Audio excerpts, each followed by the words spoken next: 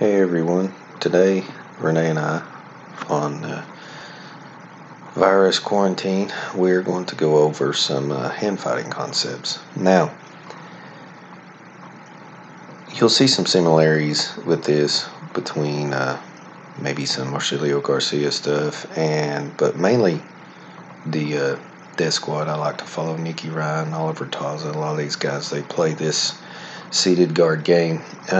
What happens is they can use a lot of hand fighting, and whenever they try to use their butterfly guard or open guard, it opens up leg attacks for them in the end.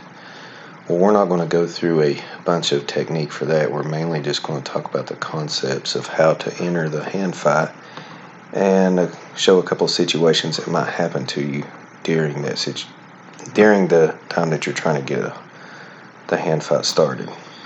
Okay guys, here we go. What I was explaining right here is you can have the 2-on-1 on the wrist, like a baseball grip. If her fingers are pointed up, that means generally sometimes we're probably going to attack the legs. If they're pointed down, then you're probably going to have a good chance of putting the foot in the hip, or you're going to attack the upper body. But either one of those grips leads to the 2-on-1.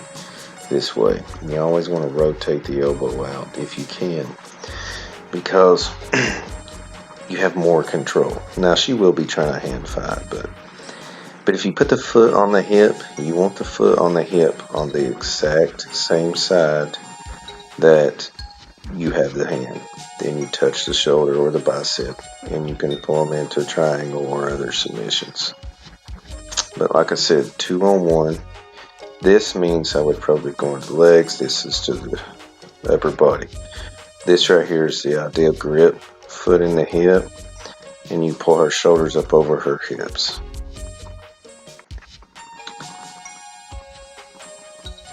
You can push them and they'll grab your wrist, and that generally will give you a chance to re-grab. That's just one way to get the hand fight started. If they're just sitting there holding back, you just grab as they grab you. It's a good, easy way. It works a lot.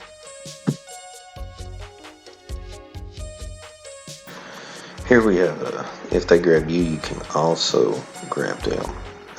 It don't have to be you moving forward to them. Whenever they grab you, they're giving you something during the hand fight. That's when you try to get your 2-on-1.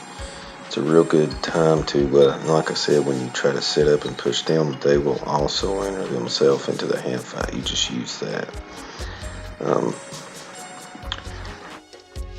Like I said, the 2-on-1, hands pointed up, you can still put the foot in the hip and you can attack. But usually when her hands pointed up, that means I can go into the legs easier also. But both of those lead to the 2-on-1 grabbing the elbow. You want to cup the elbow and grab those little bones right at the bottom and hold right there. Right here I'm showing that if they're just floppy, then you could probably put the foot on the hip. But whenever they tense up, it gives you a chance to scoot in with your open guard. See how she's getting real tense? It allows me to scoop in, and I can scoop her up and go for leg attacks, because they tense up, and it allows you to move your guard forward real fast. So, like I said, they have to be tense for you to be able to do this efficiently. You can also take the back or other situations from there that we've worked in class. Like I said, this video isn't about how to take the back. It's more about like doing the hand fight to get into the legs if you want to. I'm going to do the other arm and give an example of how easy you can scoot in whenever they're trying to resist. And this is just a basic way of how you can get into the legs. We drill this is a very basic drill that we do in the gym a lot. We will show more on that here in a minute.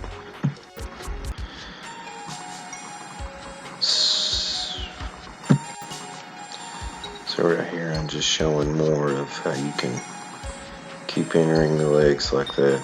It's a very basic move, but it's a good one to drill, especially if you got to get your timing for whenever they tense up or whenever they're on top. All I'm going to do right here is just show that you can get underhooks to get into the leg battle pretty easy. You can set up, you can hip highs, you can do butterfly sweeps. Generally, if you go for a butterfly sweep, if they push back into you, it gives you an underhook when they place their hand on the mat. Like I said, you could sweep to the other side and they'll place their hand or their leg. If they place their leg, you can just go into the legs, but here I just got double underhooks, and it lets you just go into that real simple position right there. Like I said, that's a real good basic drill to get really good at. If you get good at it, then it lets you enter legs faster whenever you go to more advanced leg attacks. Anyways, we'll see you guys. I'll actually add technique in the next video.